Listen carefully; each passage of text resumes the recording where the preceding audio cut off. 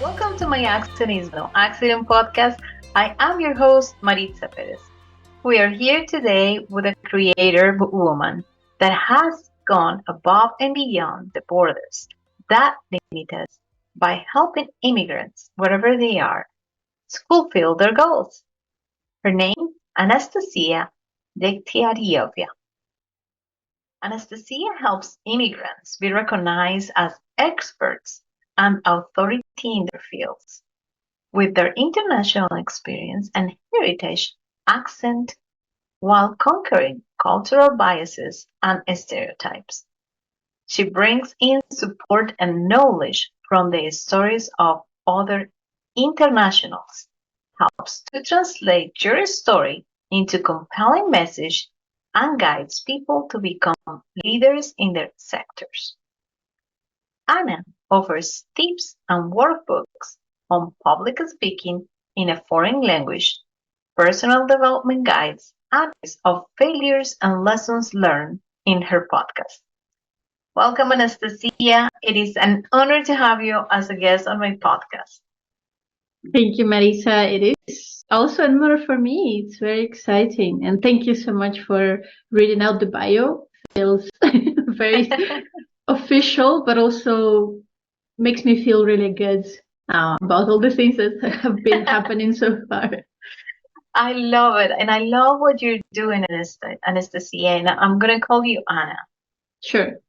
So I love what you're doing because it is out of for self and out of caring for others. But the first question that I would like to ask you today is a question that I ask everybody. Anna, what is your accent and why is not an accident? Right. So first of all, it would not be very evident for you from my accent that I'm from Eastern Europe.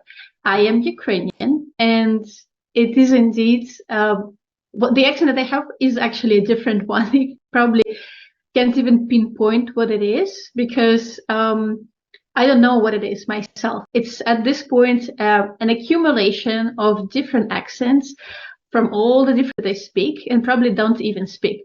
I will explain. So I always had this desire to be able to speak well in English. At that point, as a child, as a teenager, that was the only foreign language that I spoke. So I spoke Ukrainian and Russian and then English.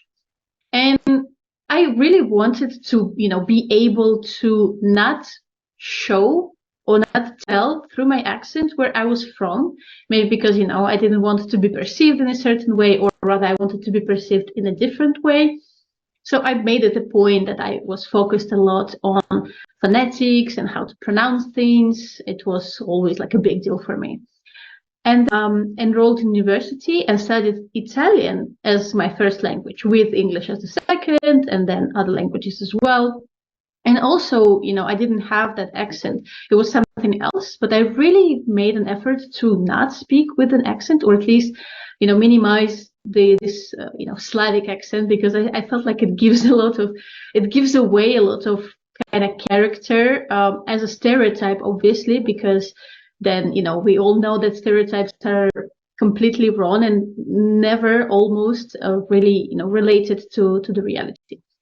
So as I studied Italian, I also went to Italy to my studies and eventually decided to move to Italy because, it's a language. It was easier to convert, my studies, to continue them in a different place. So I enrolled at university.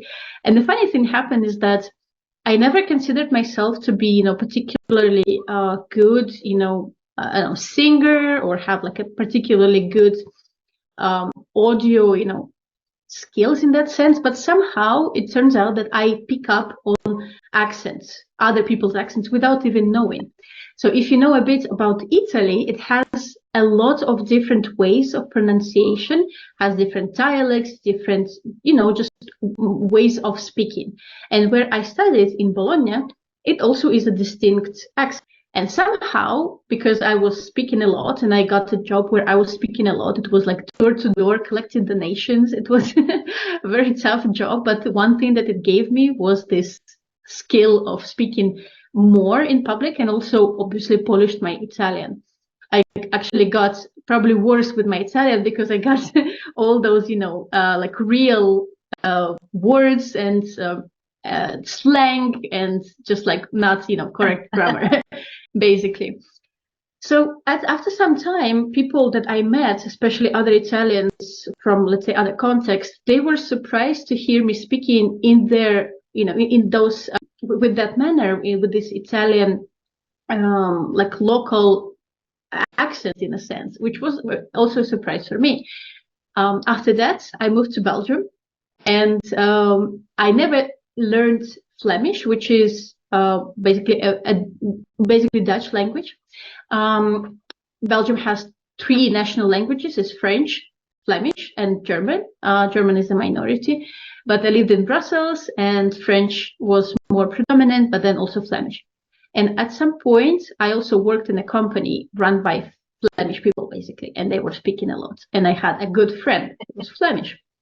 So eventually, I picked up on the way that they were speaking, the Flemish speakers, how they were speaking English. And I started mimicking them as well. And after that, I started receiving comments from people that I was Dutch, I was Flemish, sometimes I was from Switzerland, but never, from Ukraine. Maybe only when they see my face, they can think, but they rather think I'm Polish. So my accent, I have no idea what it is. It is a collection of everything and everywhere I've been so far, I think. And now, as I'm planning to go to different places, Bulgaria, where I am right now, is the 4th country that I live in. I never studied Bulgarian. I kind of didn't have the opportunity or the reason. Maybe I was a bit lazy with my Slavic language knowledge, because Bulgarian is the same family.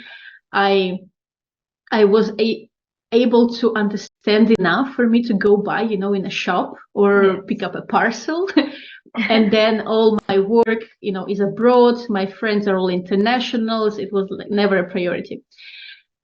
But I know, and for many people it is also like that our accent, especially if we live abroad, if we speak many languages, if we are familiar, with if we have friends from different countries, then we are kind of become this accumulation, this melting pot within ourselves of those cultures, of those languages and accents.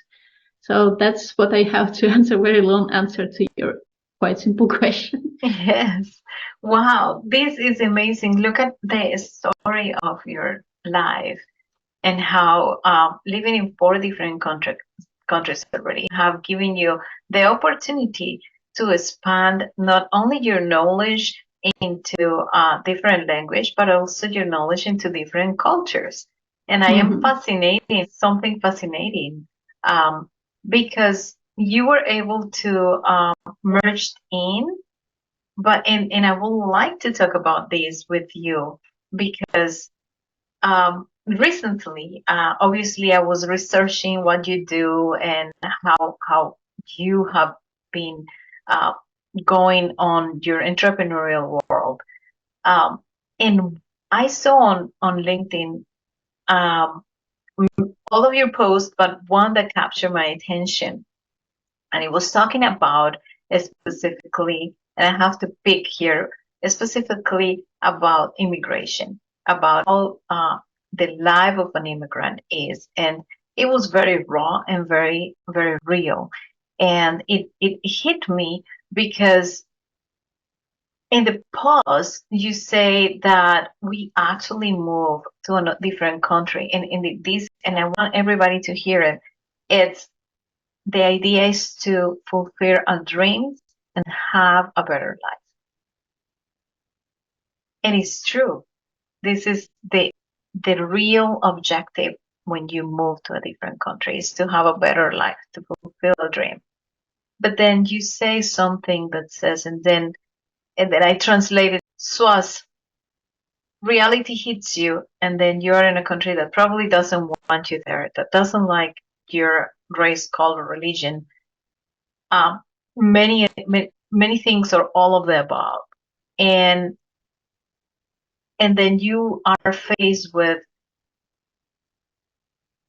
a different way to feel about yourself.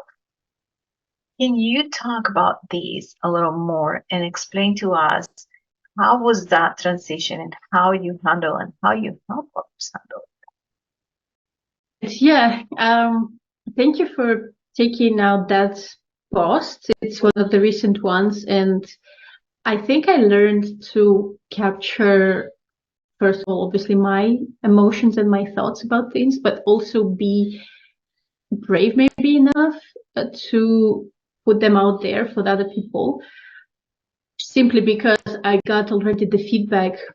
I keep getting the feedback from people like us who are going through the same journey and the challenges that they have. So then I'm kind of speaking for all of us, or at least for you, me, for my friends going through the same challenge. And the thing is, so I moved to Italy for the first time when I was 21, and I was young. I was inexperienced in many ways. And then you take that and you put it in a whole new context, new culture, new language, new reality, new economy, new way of working, new way of studying, new way of, having a family, even though I was really familiar at that point after, having basically 4 years of deep learning of not only the country and the language, but also the culture, the history, literature, everything. I really felt like I knew where I was going. And you kind of get to this age where you are still forming, right, yourself as an individual, as a personality. You don't have many things. You have all the big hopes. You haven't faced the reality just yet, because I was just out of university back in Ukraine, and I was like, right, I got my diploma and I used it to apply for a new diploma in Italy. And it was like all fast. And I got into a new country. I had barely 1,000 euros with me. I didn't have much, and I thought, yeah, I will get a job and I will, do all of that. And I speak the language. How difficult, And it was really difficult, because the reality was that I don't think that people, the ones that I was, applying for the jobs to, or the companies, all this context, they really believed that I spoke the language, or that I knew what I was doing. I was young, I was from Eastern Europe, non-EU citizen. Too much trouble for them, I think, as well. So that image of me, kind of just conquering the world, getting my diploma, getting the job, being how you think your life would be, even if you are not planning to immigrate. You're a young person who has all the world. And then you face the reality, which is it takes much more time. It's difficult. It's different. People are not as open sometimes to that. And you have to start adjusting yourself. Or at least that's how I felt, because I felt that, again, my nationality was not welcome. My skills, the ones that I got at that point, I've been working a lot, and I've always been a very diligent student, but also I have been working, teaching, organizing events, different things. So I had a lot of experience that could have been translated really well back in Ukraine as well. And it was almost all kind of annihilated, in a sense, when I moved to a new country. That was all invalid.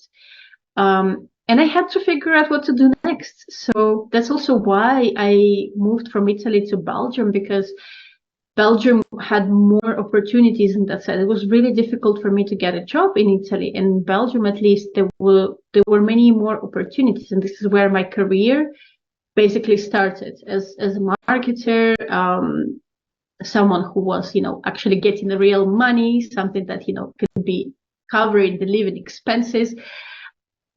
So that point, that clash with the reality, really showed that I had probably I had to prepare better, know a bit more the context, but also know a bit more just how the world works, and maybe have worked a bit more on my some kind of portfolio, or some case study, just generally consider that, and how, even European markets, what it requires of candidates, of of professionals as well.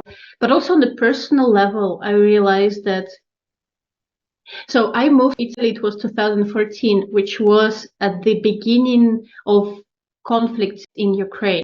There were this first conflicts. It was the beginning of some, you can call it maybe even civil war or civil unrest.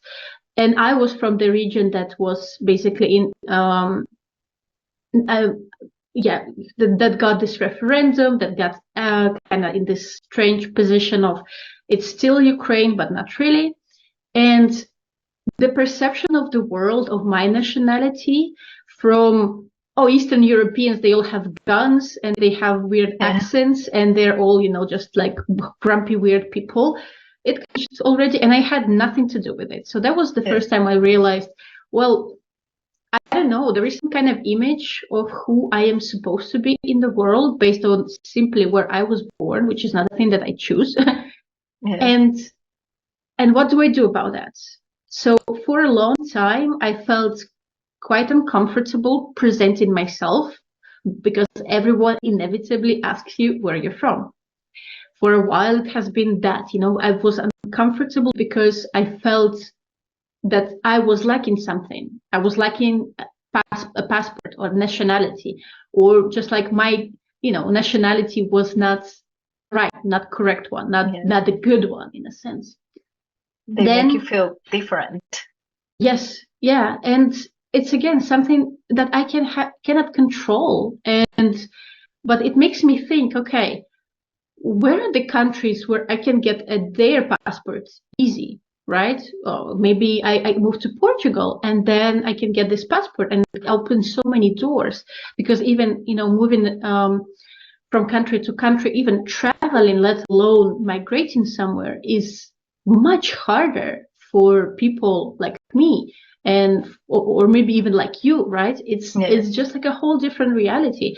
And very clearly in the context of the European Union, especially while I was living in Brussels, because this is the biggest melting pot of Europe, at least in terms of nationalities, just how different it was for European citizens to move around, get a job, just like literally they can decide today to go to Spain and live there for 5 years without ever going to any migration office, and that will be fine.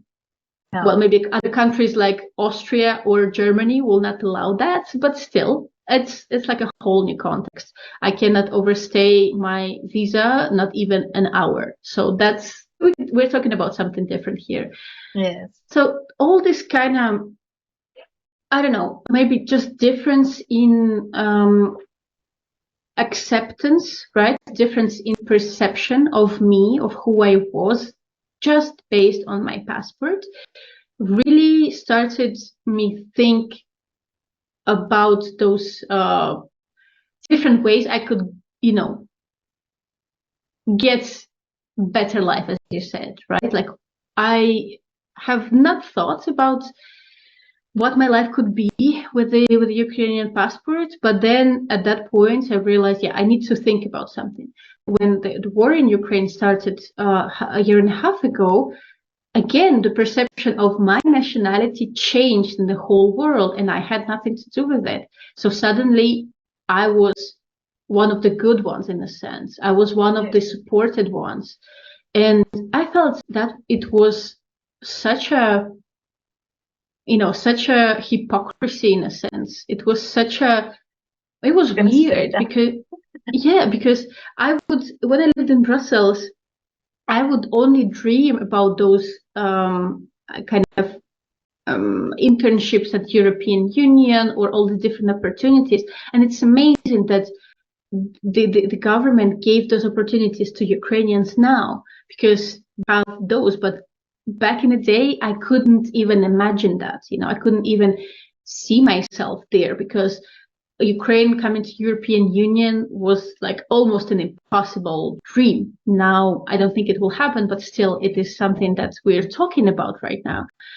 So everything that I saw in those 9 years, right, as I moved from Ukraine and lived in different countries, was the external world is trying really hard to dictate and to shape your narrative, who you are, what is available for you, what you can achieve, what you cannot achieve, and how you should behave too. And I decided probably it's not the case for me, or at least I shouldn't let it do that to me. But that was not me just, being against the system. I think it was actually a personal challenge that I had. I was married before. I was with a partner who was not the right person for me, and we hurt a lot each other. And I think that coming from those challenges, where I had financial challenges, when I had personal challenges, I felt disconnected from my family because I was in that context, with someone else. I kind of attached to that person, and it was wrong because at the very beginning of my journey, again, as a young person who doesn't know anything about life, you attach yourself to the wrong person and you end up in wrong situations.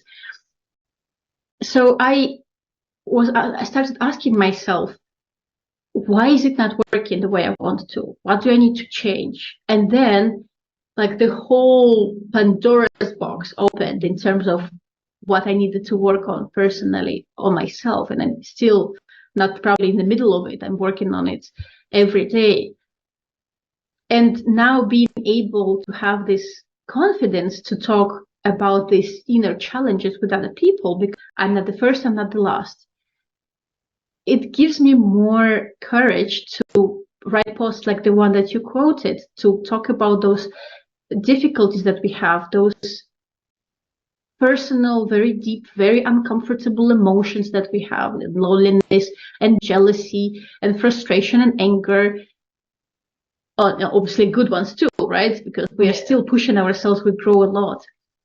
But yeah, it's a very interesting topic. I think the way that the external world is communicating to us who we're supposed to be, and us trying to be able to shut that down and listen to our own voice. I think this conversation is even more evident once you notice it, once you know it exists. Yes. When you are an immigrant, when you are in this new context, where you're like trying to find a balance between, yes, I want to be part of this community, I want to help, I want to contribute, I want to pay my taxes, I want to grow the economy, I want to be here because I am super grateful for this opportunity.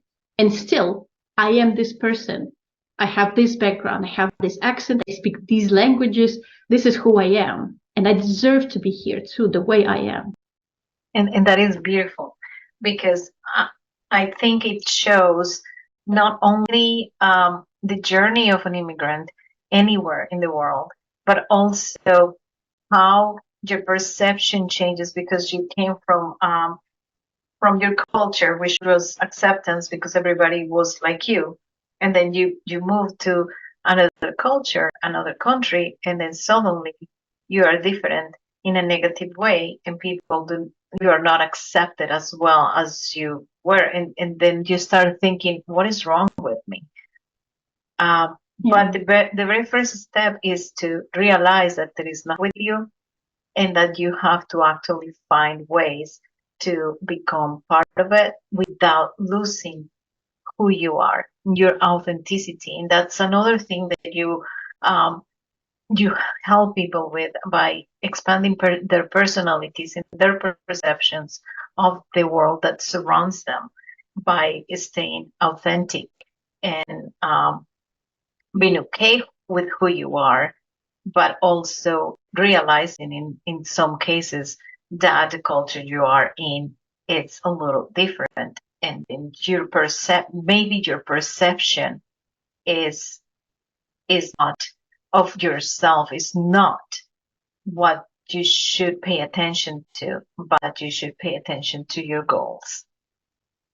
Absolutely, I agree. Yes. And I love this.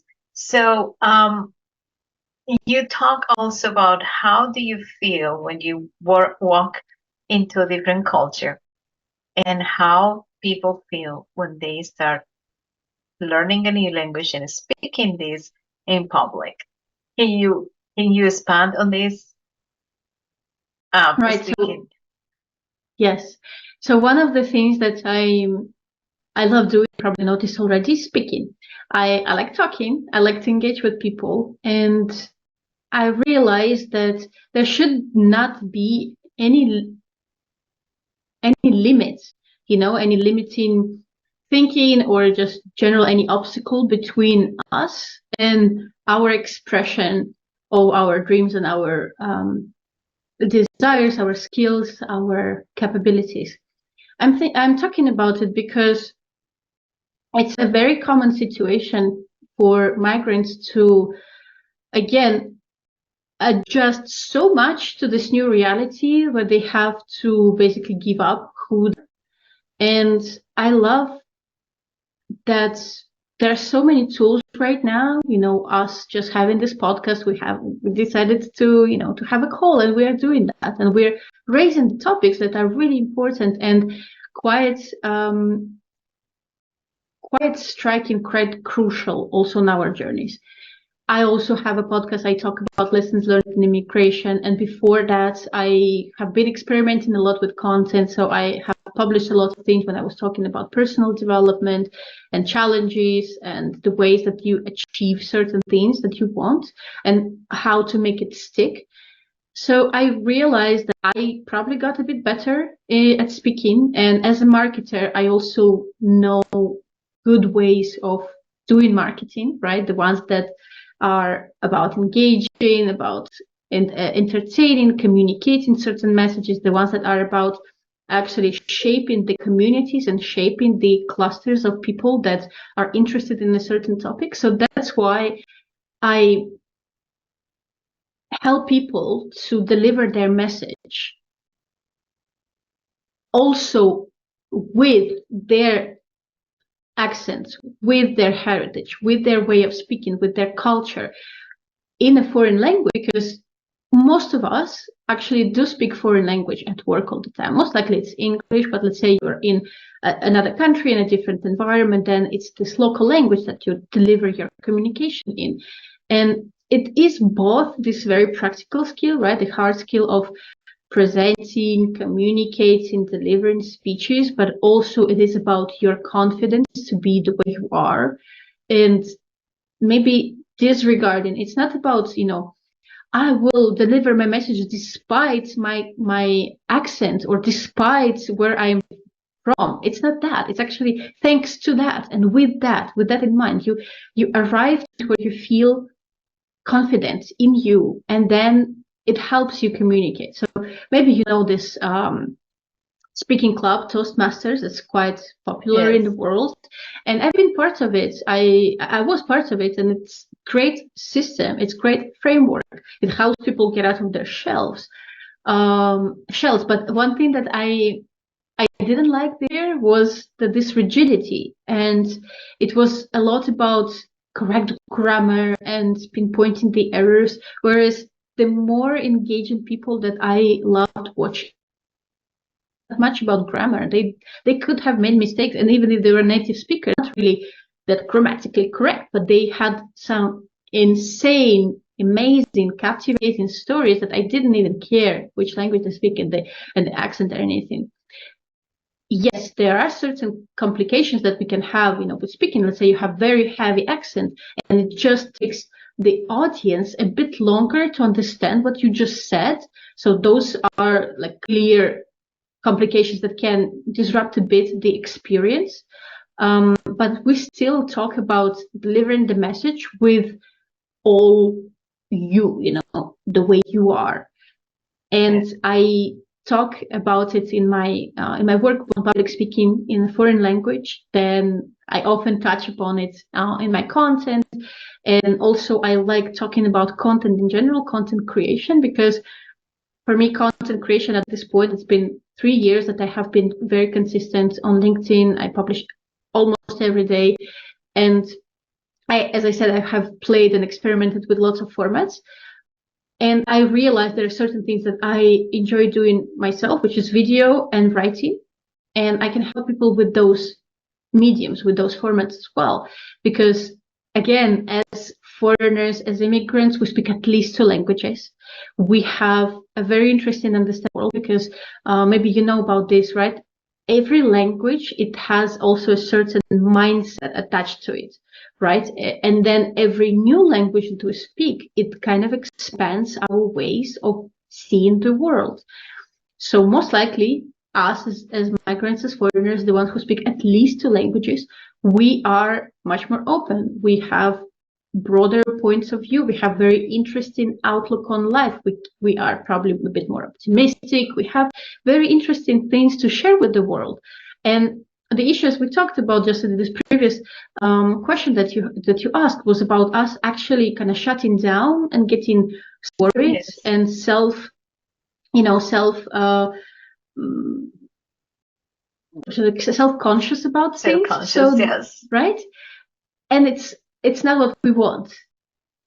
First of all, like you said, we want to just us to feel that we are good, we're solid, we're enough, we're in the right place, we deserve to be here. And somehow expressing ourselves through content, let's say it is, you're writing a post, or maybe you present something at your the board meeting at work, or to your students in the school where you're teaching, you take up that space, right? Just by you speaking up in any way you want, like in any way that's comfortable for you, you take up the space. So for me, the whole, like, working on the skill of speaking up in general and speaking up through expressing myself through content actually helped me feel more in my place as an immigrant. It's so weird, but that's what I noticed. And one of you touched on a really good point, because one of the things that people do not understand sometimes when you go to another place, and this is something very funny that I always say, is when in Rome, do as right. So you have to follow the rules and the culture of the place that you are at, not because you have to change, but because you have to be able to um, merge into that culture, to be part of it. So one of the ways is by learning a new language. And in the beginning, you're not going to sound right, but if you keep working on it, the years and the months that as they go by, you get better. I don't speak the way I used to speak when I came here the very first time. My accent, many people didn't understand. People with accent here in the U.S., there is some accents here, like especially the southern accent, is very heavy, and you don't understand. They stick words together, and you get to a point where like you don't really understand whether they are speaking English or not. You kind of like, are they speaking English? As a person that comes from another country, you're like, I don't think that's English, because you learn English to listen to it. Hi, I'm very happy to know you are here watching our podcast today. It is an honor to be featuring so many entrepreneurs on the journeys of their inside voice, their accent that is not an accident. And we want to reach out more people like you who are creating a better world of diversity, inclusiveness, equity, and belonging. So please take a moment to hit the subscribe button below, like, and share to others. And even if you want to leave a comment, that'll be nice. Thank you for your support. And now back to the episode. Maybe sometimes when you go into a different place, to a different country, you are going to encounter different accents within that language. You like some of the words that I say in English are very southern, and people look at me and they look at you. They say, "Look at you talking in southern accent." But that's the way I kind of like you were saying. You pick up that accent. You pick up that dialect of how they learn, how they talk, how they do their thing. I used to know French when I moved here, and French was like, it was Spanish, then French was my second language, and English, I knew English, but it wasn't as good as French. So I had to actually move my French to the back, to my backpack, put it in the backpack, and put English first. Because every time somebody will ask me something, I will try to speak with a French accent, which was very funny. Because people were like, "You're speaking like a French," and I'm like, "Yeah, I'm not French, I'm Colombian." That was what came out. So you kind of have like to put it in the backpack. Now I understand when people are speaking, but now I cannot talk French. I'm sure that if I go to a culture, to France, or a culture where they speak French, I'll pick it up quickly. But then I will sound probably as like American. I won't sound like if I was South American. I will sound like an American. So this is funny because one of the things that we are always talking about is people's with accents, and how many people think that because you have an accent, don't know, or you are not as literate as they are, but actually is the opposite. Is the total opposite. Sometimes people with more languages, that they know more languages, at least a second language, are a little more literate, because they not only had to learn that language, but they also had to learn the way the country lives, the culture, maybe the story. And when you go through immigration, you need to learn also how the politics work, how is the rules and everything. So it is not. We have to break that barrier of perception, and it takes a voice to do it, in more than one, but also showing the world that not only there are immigrants in the United States, but there is immigrants everywhere. Yeah. From everywhere. And we all are going through the same thing. And the only reason why we immigrate is what you were saying, to fulfill your dreams and have a better life. And actually feel proud. That's what I tell people. Feel proud because your country was chosen to that person to have a better life. So,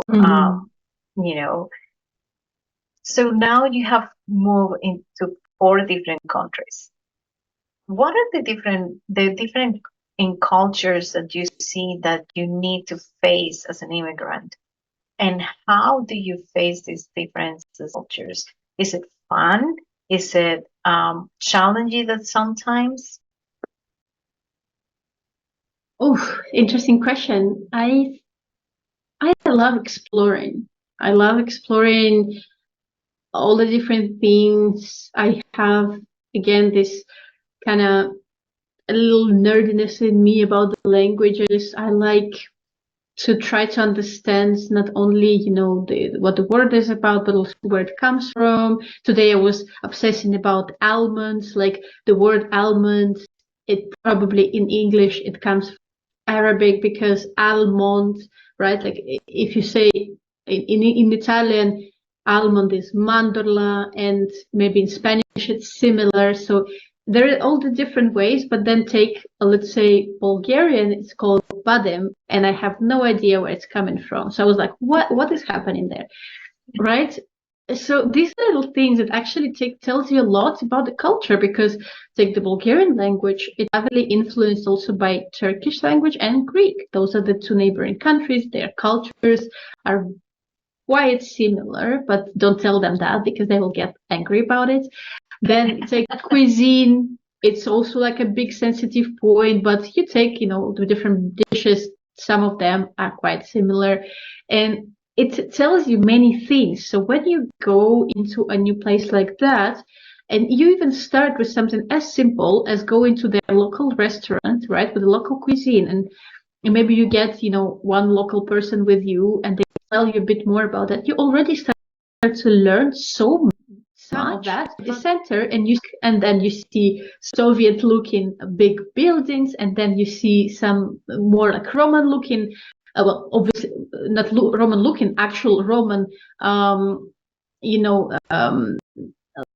ruins, all within, I don't know, 10 meters between themselves, blowing, and it tells you a lot about this story. So I do get into the culture as soon as I can, but it's just because I am passionate about it. But also, it is probably a lifelong journey. So if you decide to stay in that country forever, you will keep learning about the country as you go. And if you leave the country, like me, say you go to another place, then you will kind of get that with you in the baggage, and it will also inform your vision of the world as well. So you will see the world in the different way because you've seen how those people see it in those countries, and then the other country, and then the other country.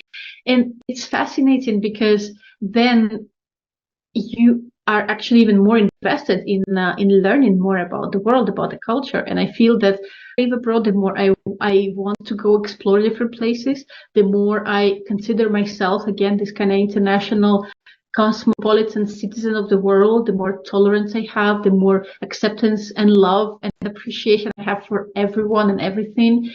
And again, it's gratitude. So somehow, yes, through just your curiosity and openness towards this place that you're in right now, you kind of get to know the whole world. Yes, and that is beautiful because the idea of moving to another country is to be territory, to explore that new place, and to learning to live that new culture. Like for instance, here, and I live near the Disney parks, so that was part of the culture, going to the parks, seeing Mickey, seeing the princesses, etc. But when I moved to when I was in Alabama, it was more about learning how they do this, what is the food that they eat, and a lot of history is in Alabama. So we went to different places, markets, and it's a family oriented. It's totally different from Florida. It's a family oriented state. So it is beautiful, and then you get to see different things in different countries that you live. And the best part is that now we are open to the world.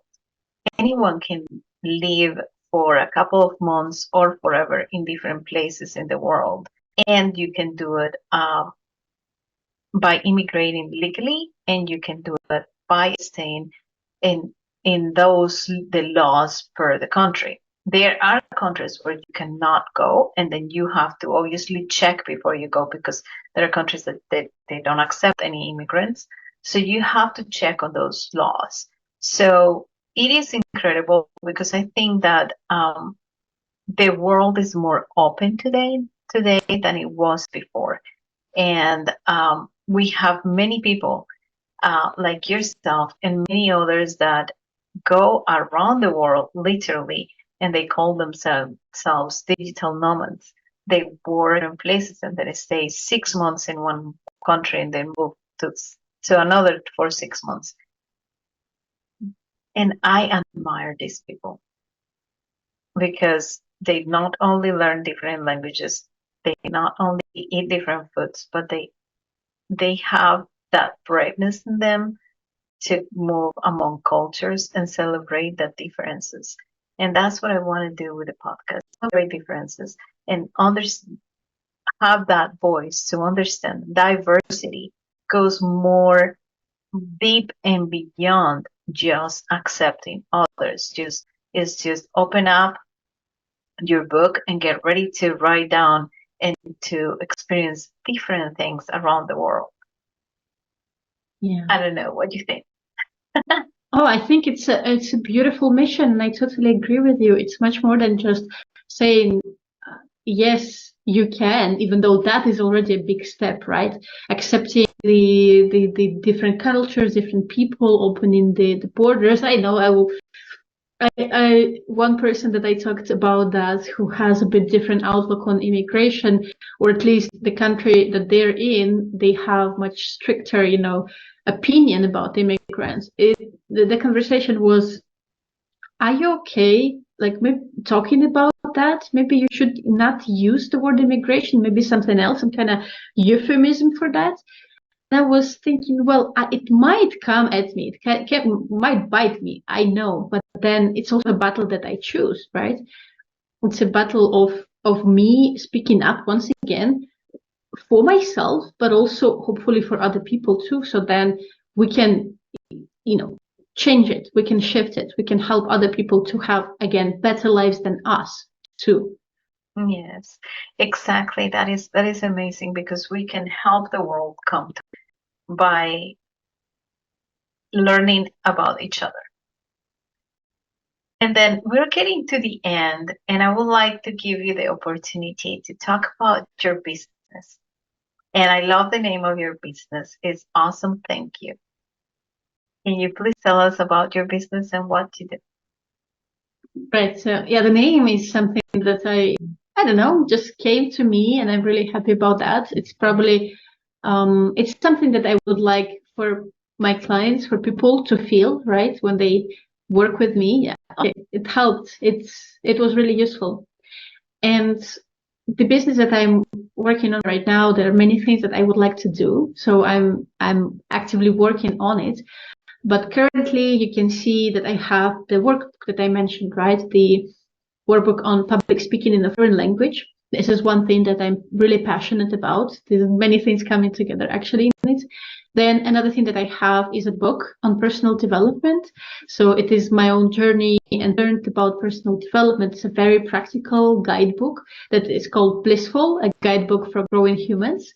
It's another thing that I create. Actually, it's the first thing that I created, and I published it in February last year, and I was really proud of it. It was a fascinating experience writing a book.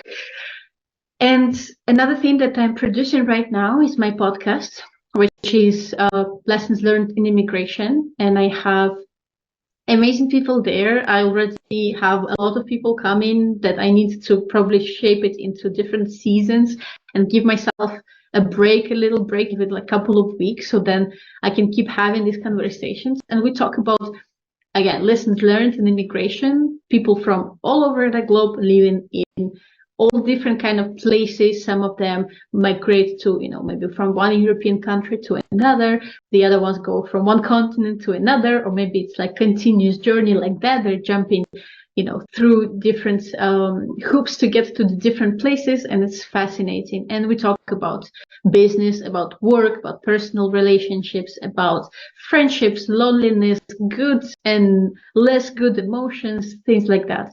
So if you want to participate, you can send me a message on my email. It's ciao@anadht.com. I think maybe Maritza, you will drop it somewhere. And now I'm also looking at what else can I do, because I've always been part of these communities, big groups. I'm a good kind of, energetic organizer of things. So I'm looking into what I can do as well to support a larger group of migrants, of this international community. And it might be something that's coming your way really soon. It will be probably about personal development, or speaking, or content, or all in between. I love your purpose. I love your work. Thank you so much. And I know we're going to become part of this, whether it's going to be in your podcast or my podcast. But I want everybody to stay tuned to hear more about us. And is there anything else you would like to say to the audience and leave them with a final thought? I would like to say thank you, first of all, for listening to this podcast in general, for Maritza's podcast, and also to listening to my rambling and my stream of consciousness sometimes, because I feel that having these conversations like that, openly, honestly, with vulnerability, is so important, because it gives us an outlet to just kind of hear ourselves once again, and maybe, listen a bit more, a bit closer to our own voice. Because again, in the context of migration and in the context of the world in general, that always finds ways to tell you what you have to do, it's crucial to just go back and kind of check in with yourself. Is it really what I need to do right now? Can I do it right now? Is it the priority?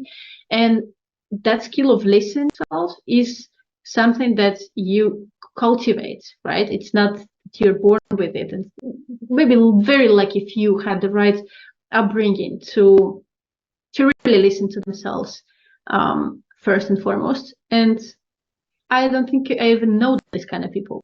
Can't even name one. Everyone has those challenges of trying to understand where I am, where I end, and where the world starts, and how to let to. So if I can say, give any piece of advice or some kind of living thought, is that your voice, your inner voice matters, first of all, to you, and be kind to yourself and listen to it often. Oh, I love that. Thank you so much, Anna. It has been an amazing episode. I loved how you have been here with me. And to my audience, thank you so much for listening. Don't forget to subscribe, like, and share. And my final thought, as always, is remember you came to this world because a greatest force, an entity, brought you here to be loved and love one another. Until next time, bye. Hi, it's Maritza here. If you like this episode of My Accent is No Accident podcast and would like to listen more like this, subscribe wherever you're listening to it or watching it. Leave us a nice review and share with your friends, family, and network. Thanks for listening.